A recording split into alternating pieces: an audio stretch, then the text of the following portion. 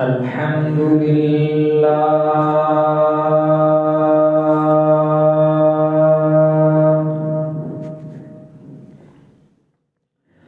الحمد لله نحمده ونستعينه ونستغفره ونؤمن به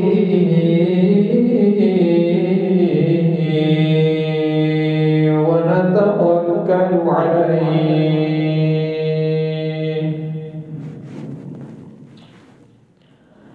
ونعوذ بالله من شرور أنفسنا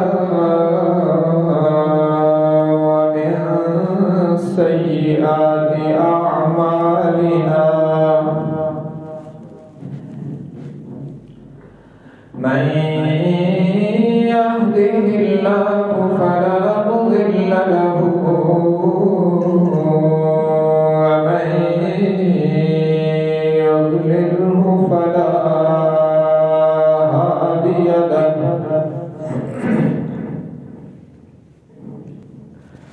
ونشهد أن لا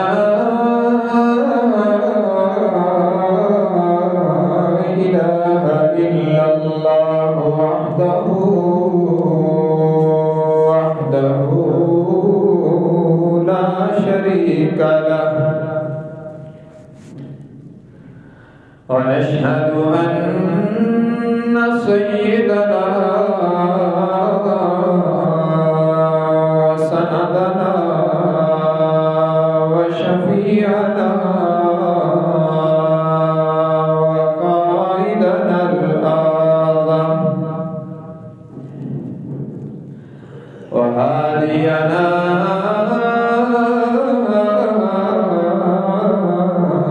ومرشدنا ومأوانا ومرجانا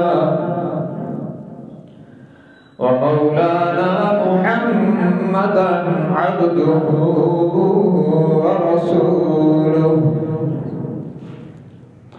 أرسله بالحق بشيرا ونذيرا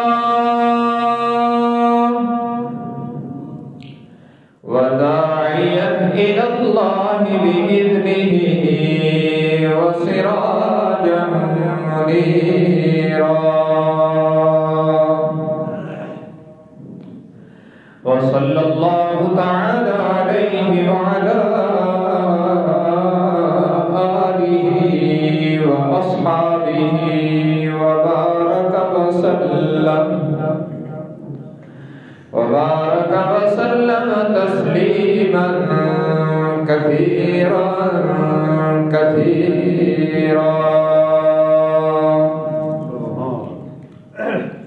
أما بعد فأعوذ بالله من الشيطان الرجيم بسم الله الرحمن الرحيم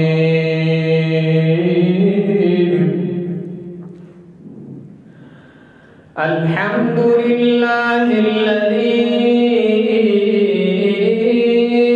أنزل على عبده الكتاب ولم يجعل له عوجا قيما لينذر بأسا شديدا من لدنه ويبشر المؤمنين الذين يعملون الصالحات أن لهم أجرا حسنا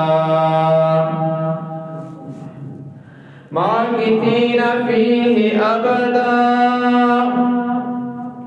وينذر الذين قالوا اتخذ الله ولدا ما لهم به من علم ولا لآبائهم كبرت كلمة تخرج من أفواههم إن يقولون إلا إلا كذبا فلعلك باخع نفسك على آثارهم إن لم يؤمنوا بهذا الحديث أسفا.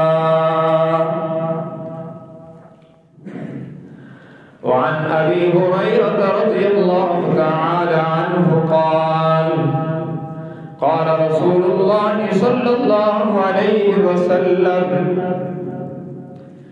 كلمتان خفيفتان على اللسان ثقيلتان في الميزان حبيبتان إلى الرحمن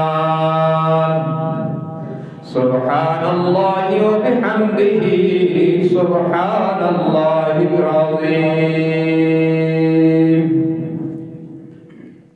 صدق الله وصدق رسوله النبي الأمي الهاشمي الأمين الكريم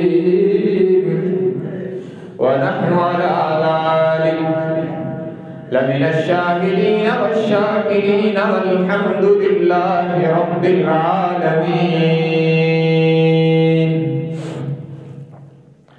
إن الله وملائكته يصلون على النبي يا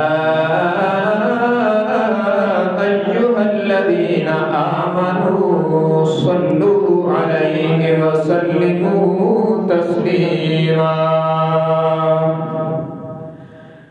اللهم صل على محمد وعلى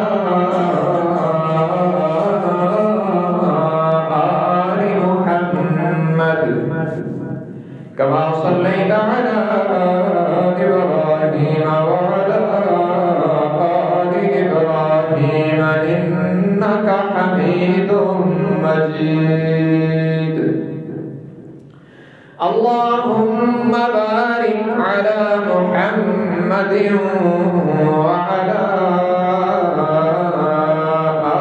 آل محمد كما باركت على إبراهيم وعلى آل إبراهيم إنك حميد مجيد.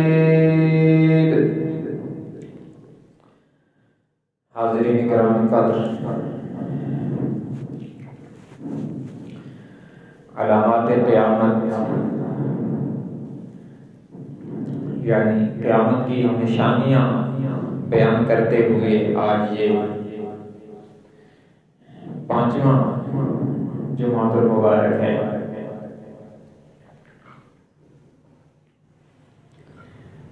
فتنہ دجال اور مجسم دجال سے متعلق ہماری گفتگو جاری ہے. بلا کسی تمہید کے اسی کو آگے لے چلیں گے. جناب نبی مکرم صلی اللہ علیہ وسلم نے فرمایا ما من نبی الا وقد انذره اعور الكذاب الا وانه اعور. آپ صلی اللہ علیہ وسلم نے فرمایا کہ مجھ سے پہلے ہر نبی نے اپنی امت کو الا وقد انذر امته اعور الكذاب، ہر نبی نے اپنی امت کو کانے کذاب سے ڈرایا ہے. اور فرمایا الا، صحابہ کو فرمایا اور صحابہ کے واسطہ سے قیامت تک آنے والے ساری امت کو فرمایا کان کھول کے سنو. الا وانه اعور، کان کھول کے سنو کہ بے شک وہ دجال آور ہوگا، کانا ہوگا. اور مزید اس کی علامات بیان کی. اس کا نام ہوگا المسیح الدجال. اور یہ بات ذہن میں رکھیں عقیدے کے طور پر کہ قرآن کریم میں حضرت عیسیٰ علیہ السلام کے نام کے ساتھ بھی یہ لفظ آیا ہے. اذ قالت الملائکۃ یا مریم ان اللہ یبشرک بکلمۃ منہ اسمہ المسیح عیسیٰ ابن مریم. المسیح یہ نام حضرت عیسیٰ علیہ السلام کا بھی ہے، قرآن میں اس کو استعمال کیا گیا اور نبی کریم صلی اللہ علیہ وسلم کے فرامین میں بھی، اور دجال کے ساتھ بھی ہے. حضرت عیسیٰ مسیح ہیں، اس کا معنی یہ ہے، ڈاکٹر کو بھی مسیحا کہتے ہیں، اس کا معنی یہ ہے کہ حضرت عیسیٰ علیہ السلام کو اللہ نے یہ معجزات عطا فرمائے تھے. وہ نابینا پر ہاتھ پھیرتے تو وہ دیکھنے والا ہو جاتا، کوڑی اور خارش کے مریض کو ہاتھ پھیرتے تو وہ شفا یاب ہو جاتا. تو وہ مسیحا اس معنی میں. دجال کو بھی مسیحا کہتے ہیں، اس کا نام بھی المسیح الدجال ہے. اس کا معنی یہ ہے، مطلب یہ ہے، آپ نے فرمایا ممسوح العین. اس کو مسیح اس لیے کہتے ہیں کہ اس کا معنی ہے اس کی ایک آنکھ مسخ ہوگی، ایک آنکھ ہوگی دوسری آنکھ مسخ کر لی جائے گی، کچل لی جائے گی. اور فرمایا جو آنکھ ہوگی وہ بھی اوپر ایسے ابری ہوئی ہوگی جیسے انگور کا دانہ پھٹا ہوا ہوگا، گندی شکل ہوگی. وَبَيْنَ عَيْنَيْهِ مَكْتُوبٌ كَافَارًا. اس کی دونوں آنکھوں کے درمیان یہاں پہ ایک روایت میں کہ لکھا ہوگا کافارا، دوسری روایت میں اس سے بھی واضح لفظ ہے مکتوب بین عینیہ کافر. اس کی دونوں آنکھوں کے درمیان لکھا ہوگا کافر. یقرأہ کاتب وغیر کاتب. آپ نے فرمایا میری امت کا پڑھا لکھا ہوگا یا ان پڑھ ہوگا، ہر بندہ اسے پڑھ دے گا کہ یہاں کافر لکھا. اتنی واضح علامات بتا. اس لیے آپ نے فرمایا ہر نبی نے اپنی امت کو دجال سے بتلایا، ڈرایا، لیکن جتنی وضاحت میں کر رہا ہوں اتنی وضاحت کسی نے نہیں. اس طرح کی واضح علامات بیان کی کہ ایک آنکھ سے کانا ہوگا، دوسری آنکھ بھی اوپر ابری ہوگی، ڈھینگی گندی شکل ہوگی، اور درمیان میں کافر بھی لکھا ہوگا، بڑا جسیم ہوگا. اور اسی دوران جبکہ نبی مکرم صلی اللہ علیہ وسلم حضرات صحابہ کرام کو یہ علامات قیامت بدلا چکے، تو حضرت تمیم داری رضی اللہ تعالیٰ عنہ مدینہ منورہ حاضر ہوئے حضور صلی اللہ علیہ وسلم کی خدمت میں قبول اسلام کے لیے، اور انہوں نے اپنی ایک داستان سنائی، جس داستان کو سن کر نبی کریم صلی اللہ علیہ وسلم نے سارے صحابہ کو جمع کیا اور پھر وہ داستان سارے صحابہ کو سنایا. وہ یہ تھا کہ حضرت تمیم داری عیسائی عالم تھے، عیسائی مذہب پر تھے اور عیسائیت کو سمجھتے تھے. جب حضور اکرم صلی اللہ علیہ وسلم مکہ مکرمہ سے مدینہ منورہ ہجرت کر کے آئے تو یہود پہلے سے یہاں آباد تھے، کیونکہ انہوں نے اپنی کتابوں میں پڑھ رکھا تھا کہ آخری نبی ہجرت کر کے یہاں آئیں گے، اور ان کا خیال تھا کہ بنو اسرائیل سے آئیں گے، لیکن وہ تو اللہ کی مرضی کہ وہ بنو اسرائیل سے آ گئے. تو یہ انتظار میں یہاں آباد تھے. اب جب حضور تشریف لے آئے تو ان کو تذبذب تھا کہ یہ وہی ہے جن کا ذکر ہماری کتابوں میں ہے یا کوئی اور ہے. تو اللہ نے ان کو ہدایت دینے کا فیصلہ کیا، اور اللہ کی شان ہے، آپ نے بارہا کہا اور سنا کہ اللہ جب چاہتا ہے تو موت کے نقشوں میں حیات پیدا کرتا ہے، ذلت کے نقشوں میں عزت پیدا کرتا ہے. اور آج ایک لفظ اور بھی سن لیں، اللہ جب چاہتا ہے گمراہی کے مرکز سے ہدایت پیدا کرتا ہے. یہ ان کو تذبذب تھا کہ یہ نبی وہی ہے جن کا ذکر ہماری کتابوں میں ہے یا نہیں ہے. تو ان کے تذبذب کو دور کرنے کا ذریعہ جب اللہ نے بنانے کا فیصلہ کیا تو وہ دجال کو بنایا، جو دنیا میں گمراہی کا مرکز ہے، ابلیسی طاقت کا عروج ہے، وہ ان کی ہدایت کا ذریعہ بنے. وہ کیسے؟ حضرت تمیم داری رضی اللہ تعالیٰ عنہ کہتے ہیں حضور علیہ السلام کو جب انہوں نے داستان سنائی، پھر حضور علیہ السلام نے سارے صحابہ کو، صحابیات کو، سب کو جمع کیا اور پھر وہ داستان سنائی. اس کا خلاصہ یہ ہماری مین اسٹریم کی کتابوں میں یہ ہے. وہ کہتے ہیں کہ ہم ایک بحری جہاز میں سوار تھے اور اچانک ہمارے جہاز کو طوفانوں نے گھیر لیا اور ہم راستہ بھول گئے اور 1 مہینے تک ہم سمندر میں بھٹکتے رہے. کوئی راستہ نظر نہیں آتا، کہاں جانا ہے، کدھر جانا ہے، پتہ نہیں کہاں سمندر میں طوفان جو ہے وہ اس بحری جہاز کو لے گئے. کہتے ہیں اچانک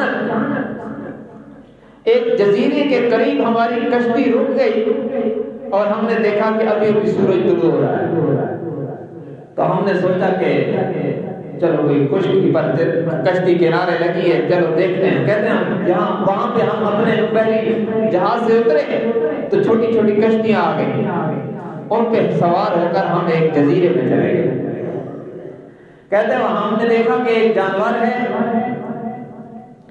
اور اس کا نام یوں پتہ نہیں چلتا کہ اس کا اگلا حصہ کون سا ہے، پچھلا حصہ کون سا ہے، اور بڑے لمبے لمبے بال ہیں، بڑی ڈراؤنی شکل ہے.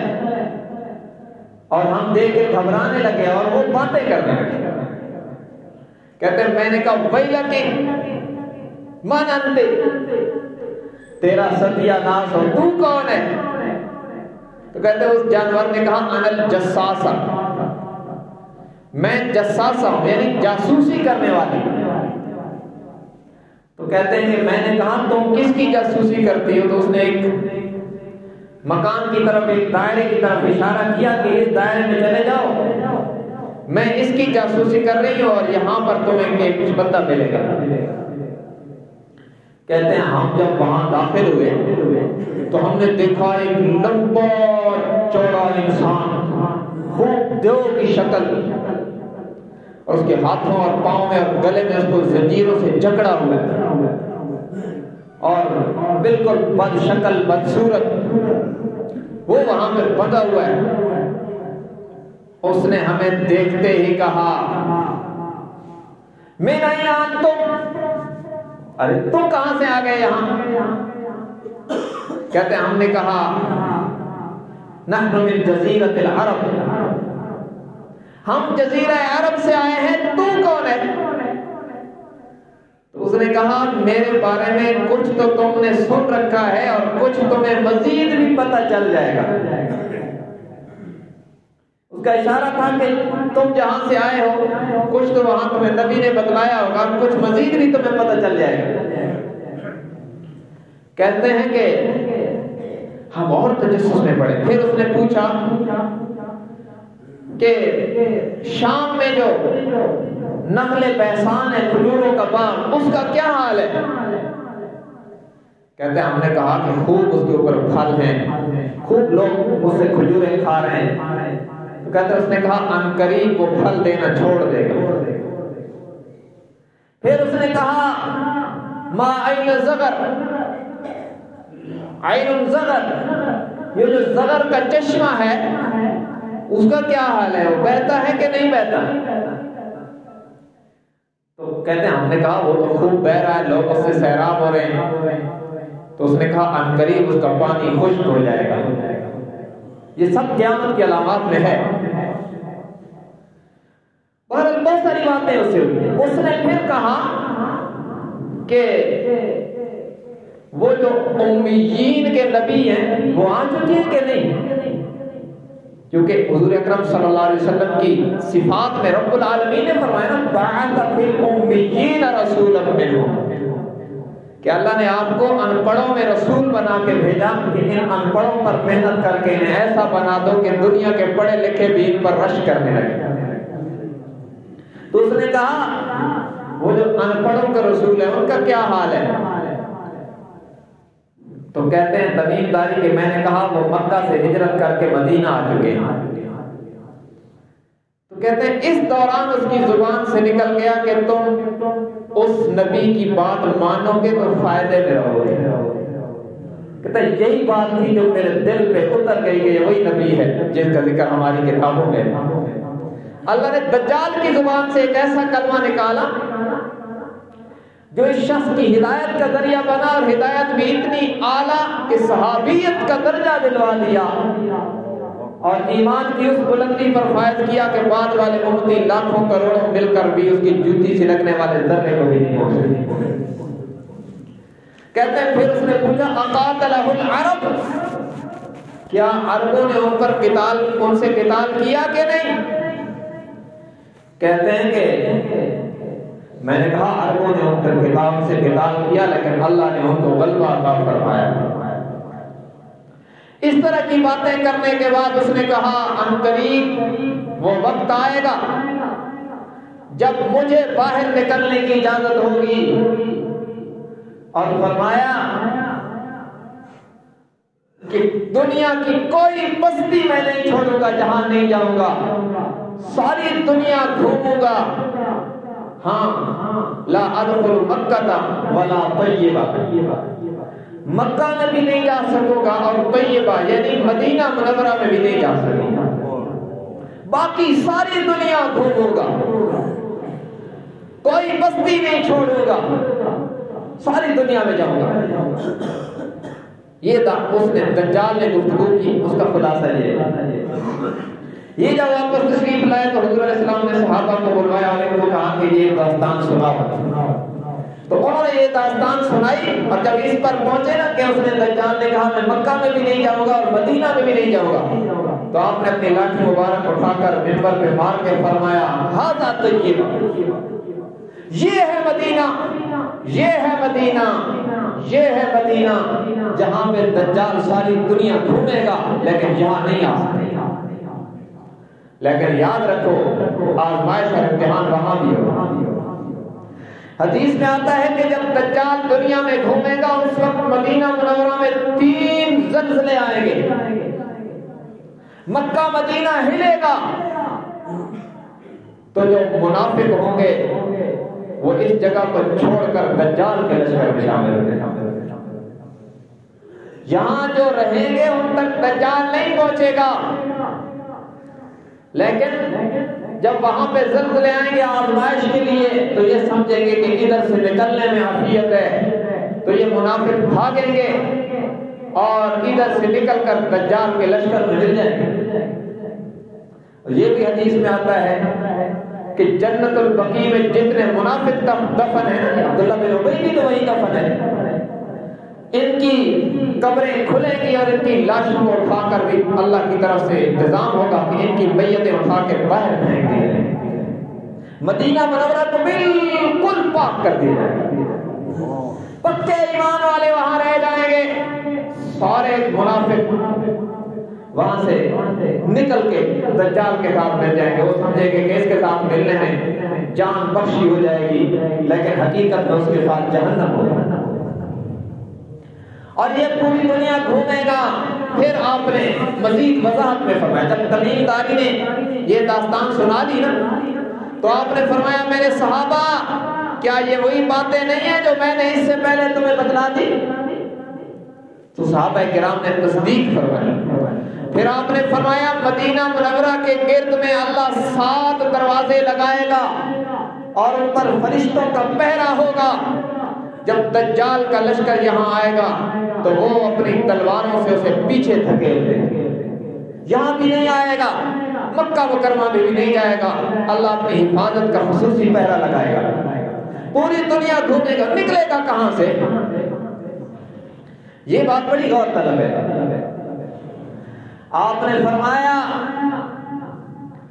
اصفہان کی بستی سے نکلے گا اور اس کے ساتھ پہلے اس کے ماننے والے 70,000 یہودی ہوں گے،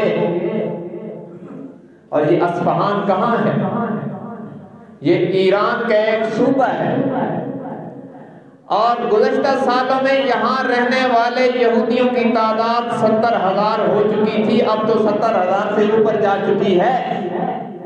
اور جب ان کی تعداد 70,000 ہوئی تو انہوں نے جشن منایا تھا کہ ہم اپنے مسیحا کے استقبال کے لیے مطلوبہ تعداد پوری کر چکے ہیں۔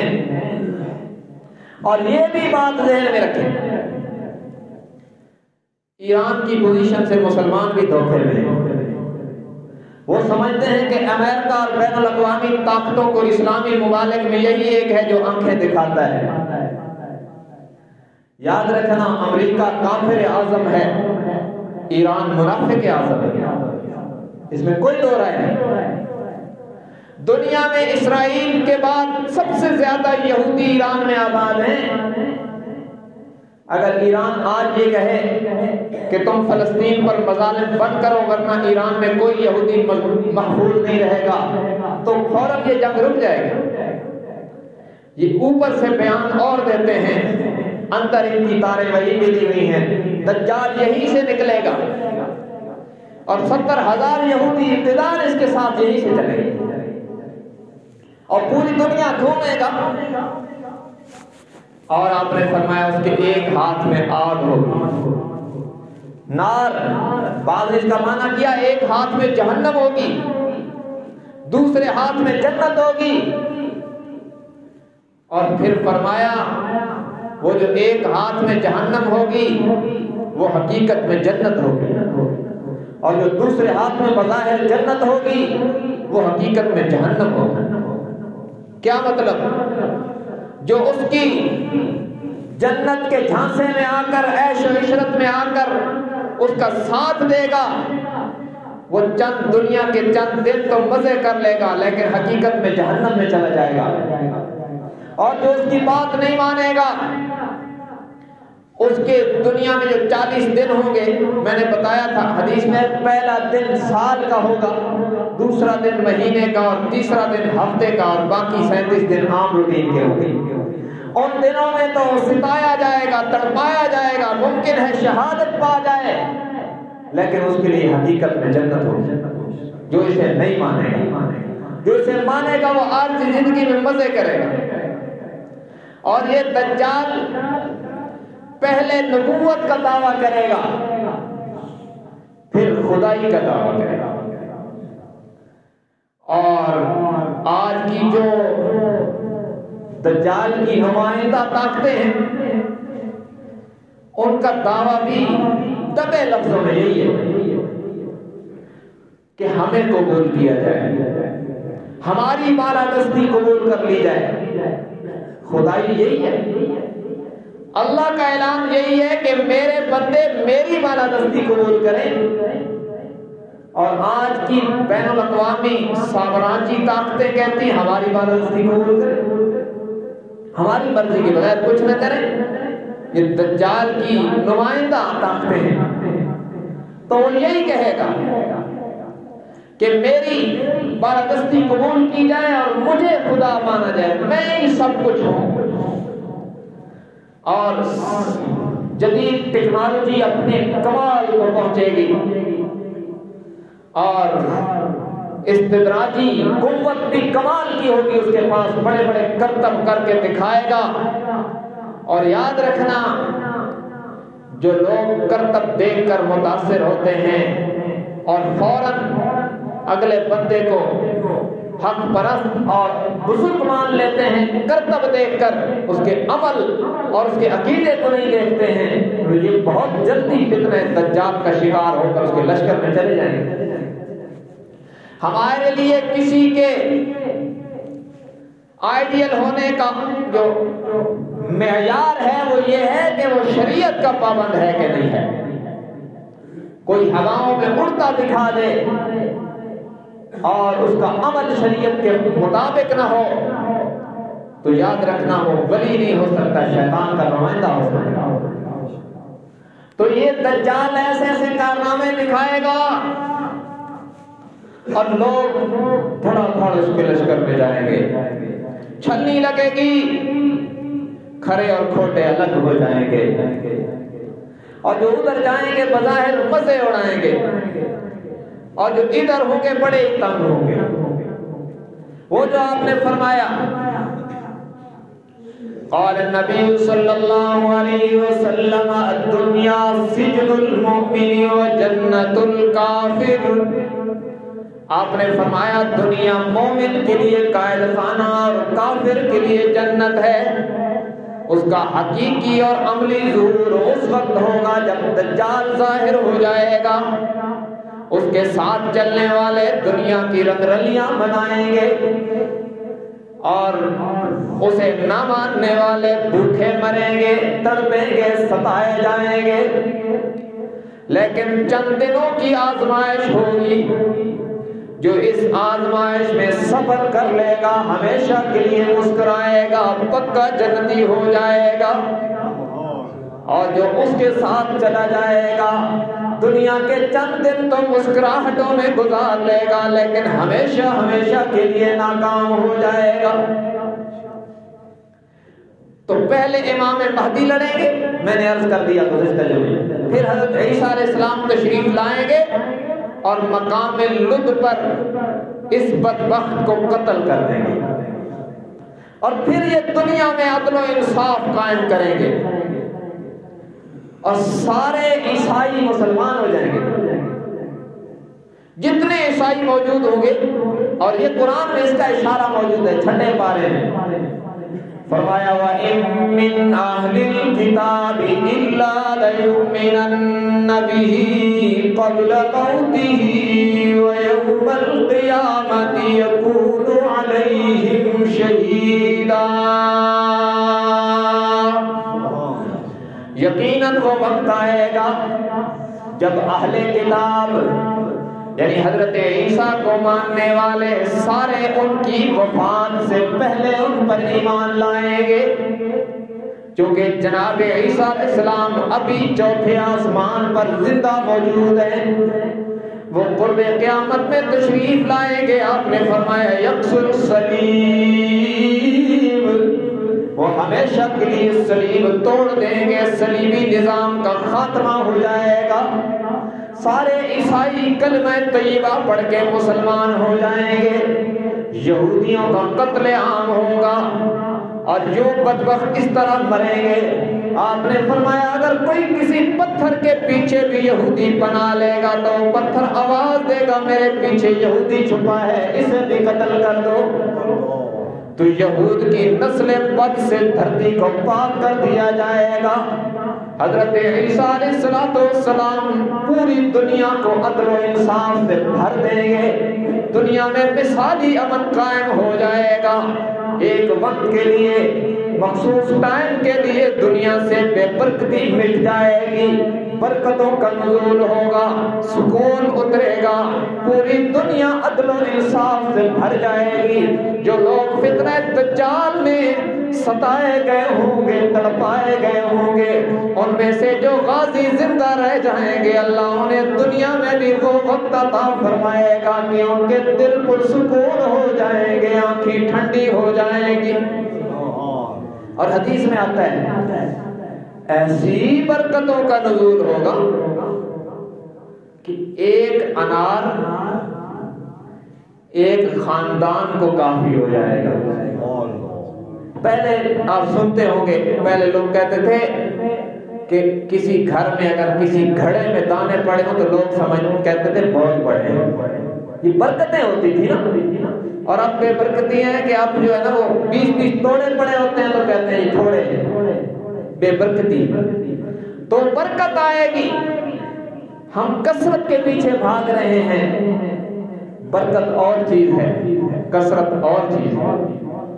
برکت نہ ہو تو کثرت بھی کافی نہیں ہوتی، برکت ہو تو تھوڑا بھی کافی ہو جاتا. تو حدیث میں آتا ہے اتنے بڑے بڑے انار پیدا ہوں گے کہ ایک انار پورے خاندان کو کافی ہو جائے گا.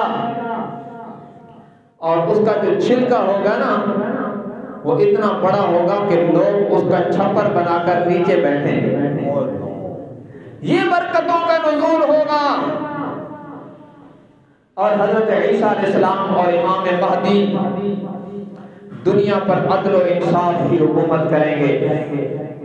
پھر ایک وقت آئے گا کہ یک کے بعد دیگر ان کی وفات ہوگی. اور حضرت عیسیٰ علیہ السلام کے متعلق یہ وضاحت بھی موجود ہے. روضہ اطہر میں جگہ باقی ہے. جب ان کی وفات ہوگی تو حضور کے ساتھ مدینہ طیبہ روضہ اطہر میں جناب عیسیٰ علیہ السلام یہاں تک،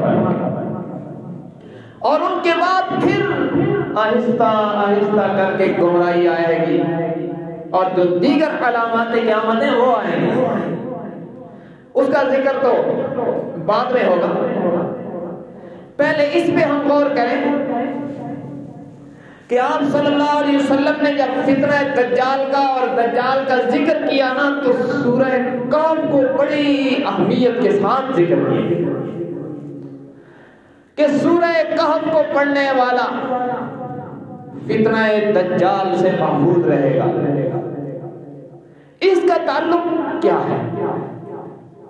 وہ کون سا راز ہے جو اس صورت میں پنہا ہے، جو اس صورت میں چھپا ہے کہ اس کا پڑھنے والا فتنہ دجال سے محفوظ رہے گا؟ اس پر کچھ میں چاہتا ہوں کہ چند ضروری باتیں عرض کر دی جائیں. تو اسے یوں سمجھیں کہ فتنہ دجال کا جو خلاصہ ہے نا پورے اس فتنے کا، مجسم دجال جب آئے گا اس کا خلاصہ یہ ہے، اس کا لب لباب اور اس کا حقیقی ہدف یہ ہوگا کہ وہ مخلوق کا تعلق اللہ سے توڑے گا، اپنے آپ سے جوڑے گا. جس کا تعلق اللہ سے جتنا مضبوط ہوگا اتنا ہی وہ دجال کے فتنہ سے محفوظ ہوگا. یہ جو بندے کا تعلق رب کے ساتھ ہے نا، اور میں اس کے لیے ایک اور لفظ کہتا ہوں، یہ جو بندے کا یقین اللہ کی ذات پر ہے نا، یہ اسے بڑے بڑے فتنوں سے نجات دیتا ہے. یہ جب کمزور ہوتا ہے نا تو پھر کیا ہوتا ہے؟ پھر بندہ یقین والی چیزوں پہ شک کرنے لگتا ہے، شک والی چیزوں پہ یقین کرنے لگتا ہے. کیا ہو؟ یقین والی چیزوں پہ شک کرنے لگتا ہے. پھر وہ کہتا ہے جناب یہ تو ہم نے دیکھا فلاں قبرستان میں ہڈیاں پڑی ہیں تو عذاب کیسے ہوتا ہے؟ تم نے کلمہ نبی کا پڑھا کہ نظر کا پڑھا ہے؟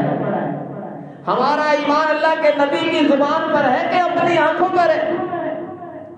کہ یہ یقین والی چیزوں پر شک کرنے لگتا ہے. وہ کہتا ہے فلاں قبر میں اتنی پرانی پرانی ہڈیاں پڑی تھی تو آپ تو کہتے ہیں عذاب ہوتا ہے. ہم تھوڑے ہی کہتے ہیں، اللہ کے نبی نے فرمایا ہے ہمیں ہڈیاں نظر آئیں یا کفن بھی میلا نہ نظر آئے، جو اللہ کے نبی نے فرما دیا وہ 100% حق ہے اور اسے حق مانے بغیر نجات ممکن نہیں.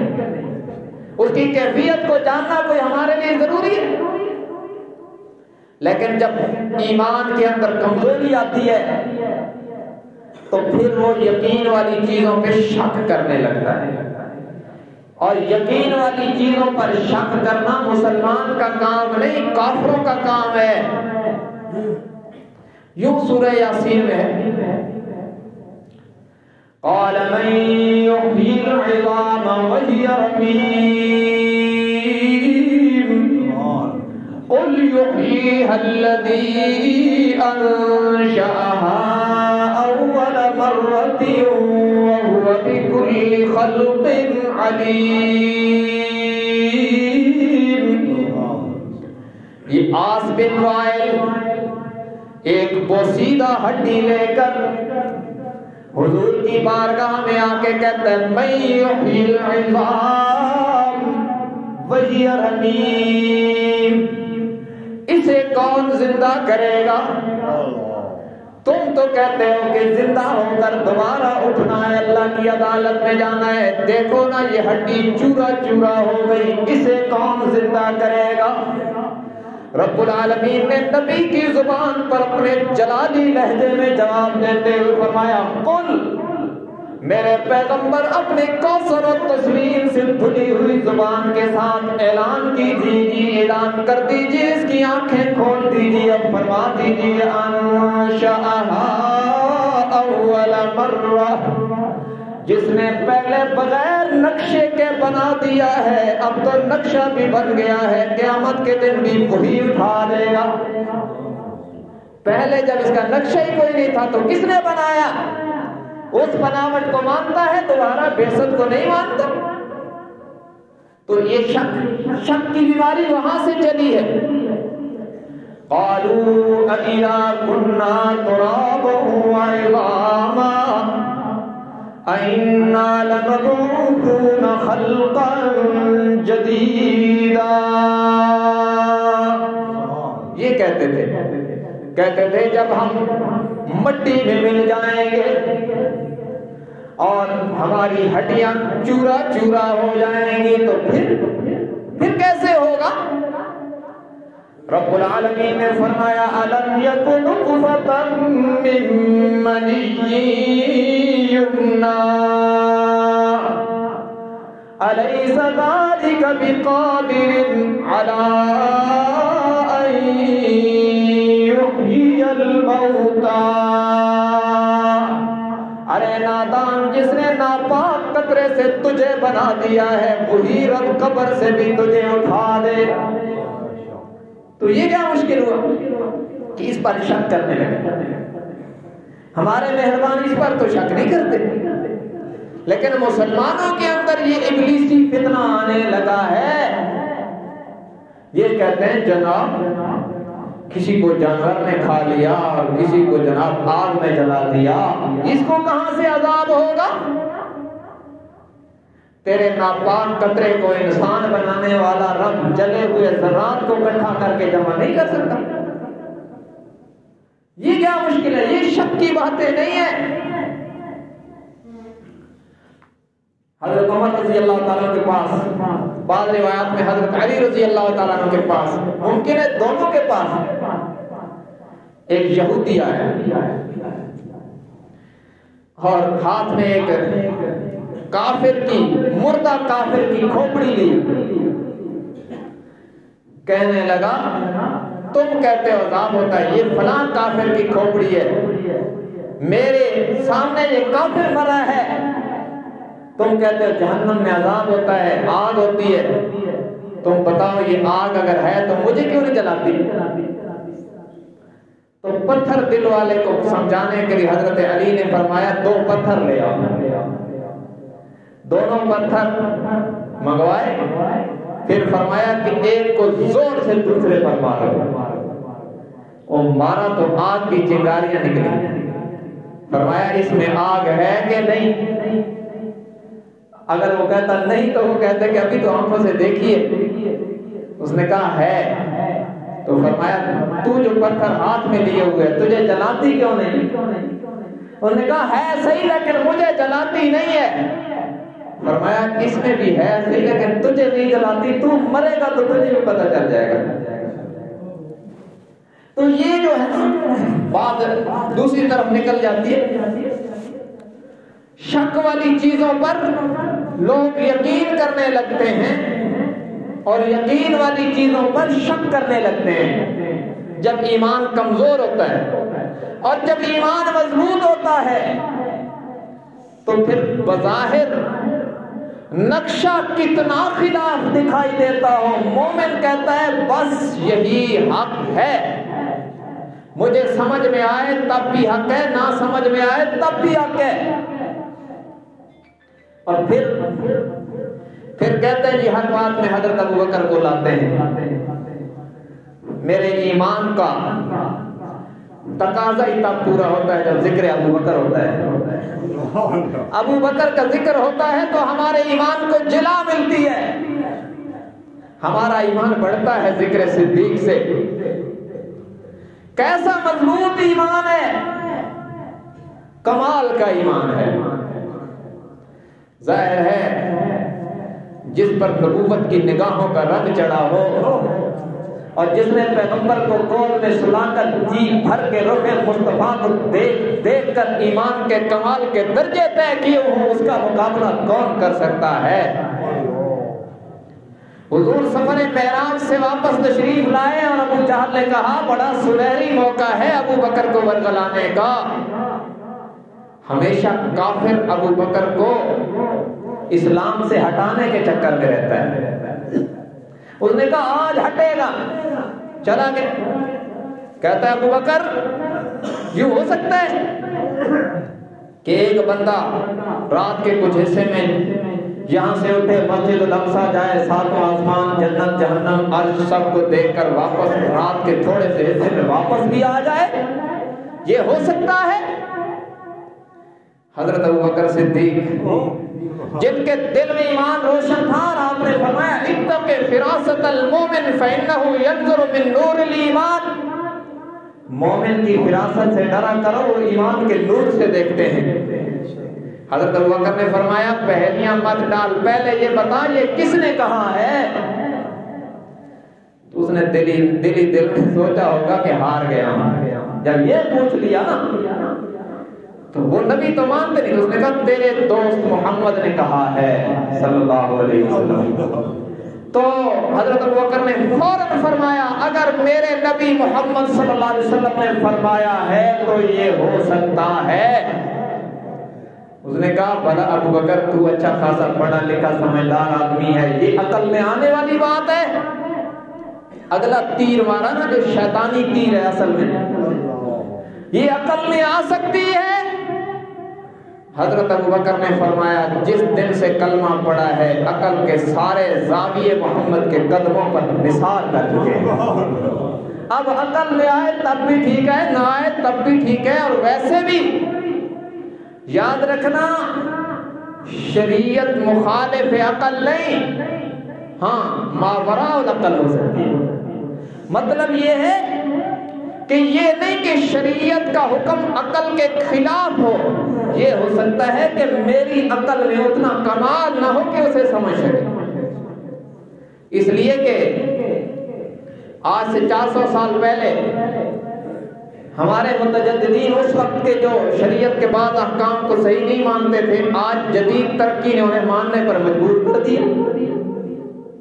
جو کہتے تھے جناب یہ عمل کیسے تولے جائیں گے، تو آج گرمی اور سردی تولی جا رہی ہے اور وہ دیکھ کے مان رہے ہیں کہ یہ ایسے ہی ہوگا۔ بتاتے ہیں گرمی اتنی ہے، سردی اتنی ہے، بخار اتنا ہے، بلڈ پریشر اتنا ہے، یہ سارے اعراض تولے جا رہے ہیں۔ کہتے تھے جناب حشر میں اللہ بندے کا ریکارڈ کھول کے کیسے دکھائے گا؟ اب تیرا میرا ریکارڈ ویڈیو میں کھلتا ہے تو وہ بھی سمجھ میں آ جاتا ہے کہ بندے نے یہ بنا دیا، وہ تو خالق و مالک و قادر مطلق ہے، وہ بھی بنا دے گا ایسے۔ تو یہ چیزیں عقل میں نہیں آتی تھی کسی وقت میں، اس لیے کہ ہماری عقل کی اتنی رسائی نہیں تھی، اب آ رہی ہے۔ اس سے آگے جب وقت گزرے گا تو انشاءاللہ شریعت کے اور زاویے بھی انہیں ماننے پر مجبور کریں گے۔ تو بہرحال میں نے عرض کیا کہ فتنہ دجال کا نقطہ عروج یہ ہے کہ وہ لوگوں کا یقین اللہ سے ہٹا کر اپنے ساتھ جوڑے گا۔ کیوں؟ دیکھیں جو کمالات بظاہر یہ دجال دکھائے گا نا، یہ ساری چیزیں تقریباً اس سے پہلے نبیوں نے دکھائی ہیں۔ میں بڑی نازک بات کہہ رہا ہوں۔ حضرت عیسیٰ علیہ السلام کے معجزات میں ہے نا ابری الاکمہ والابرص واحیی الموتى باذن اللہ، کہ وہ نابینے کو یوں ہاتھ پھیرتے تو بینا ہو جاتا، کوڑی کے مریض کو ہاتھ لگاتے تو شفا یاب ہو جاتا، قوم باذن اللہ قبر کے پاس کھڑے ہو کے کہتے تو مردہ زندہ ہو کے باتیں کرنے لگتا۔ یہی سارے کام دجال بھی کرے گا۔ فرق کیا ہے؟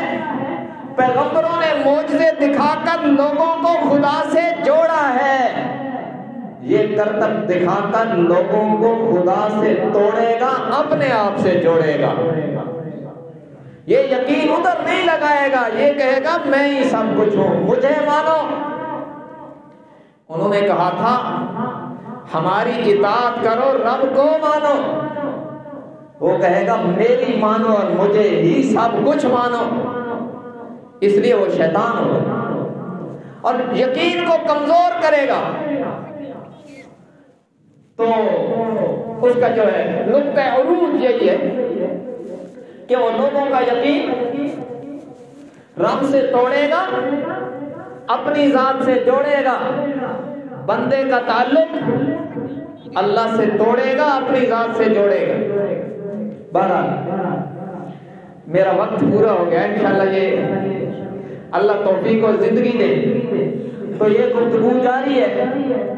ہم اس امید پر یہ بات کر رہے ہیں کہ شاید یہ بات یوں ہی منتقل ہو اور اللہ ہمیں بھی اور ہماری نسلوں کو اس فتنہ سے محفوظ رکھے۔ بہت خطرناک دور سے گزر رہے ہیں، اور ایک بار پھر اپیل کرتا ہوں ہر جمعے سورہ کہف پڑھنے کا معمول بنائیں۔ سورہ کہف کو پڑھنے والا اور سمجھنے والا اسے پڑھے بھی صحیح اور موقع ملے سمجھے بھی صحیح، لیکن اگر سمجھ نہیں سکتے پڑھا تو کریں۔ اس کی برکت سے انشاءاللہ اللہ کے نبی کی دی ہوئی گارنٹی کے مطابق فتنہ دجال سے محفوظ رہیں گے۔ اسے پڑھا کریں، گھروں میں بھی پڑھا کریں تاکہ یہ فتنہ ہمارے گھروں میں نہ آ سکے۔ اللہ تبارک و تعالی ہم سب کو دین حق کی صحیح سمجھ اور اس پر عمل کی توفیق عنایت فرمائے۔ وآخر دعوانا ان الحمد للہ رب العالمین۔